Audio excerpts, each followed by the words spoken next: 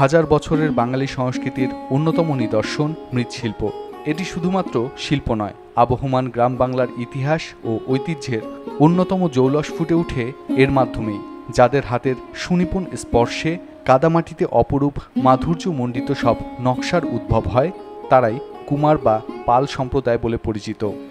এই মৃৎশিল্পীরা নিজ হাতে সামান্য মাটিকে বিভিন্ন চোখ ধাঁধানো পণ্যে রূপ দেন।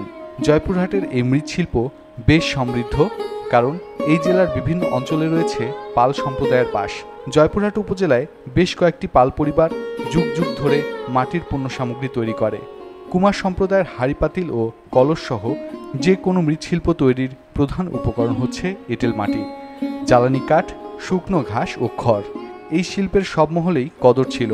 স্থানীয়ভাবে উৎপাদিত এই শিল্পের মালামাল স্থানীয় চাহিদা মিটিয়ে দেশের বিভিন্ন প্রান্তেও সরবরাহ করা হতো।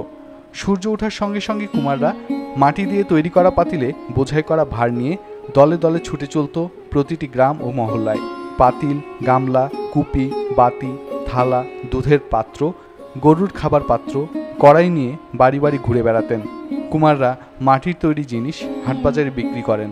উপযুক্ত পরিচর্যা করলে হারিয়ে যেতে বসা এই মৃৎশিল্পই হতে পারে বাংলাদেশের অর্থনীতিকে এগিয়ে নেয়ার অন্যতম প্রধান হাতিয়ার। কারণ সারা বিশ্বেই এই শিল্পের রয়েছে ব্যাপক চাহিদা।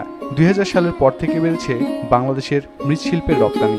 এখন ইউরোপ, আমেরিকা ছাড়াও নিউজিল্যান্ড, অস্ট্রেলিয়া ও কানাডায় রপ্তানি হচ্ছে আমাদের মৃৎশিল্পের বিভিন্ন পণ্য সামগ্রী। সারা বছরই মাটির পণ্যের চাহিদা থাকে। ঘর ও ব্যবসা প্রতিষ্ঠান মনের মতো সাজাতে মৃৎশিল্পের কোনো তুলনা নেই।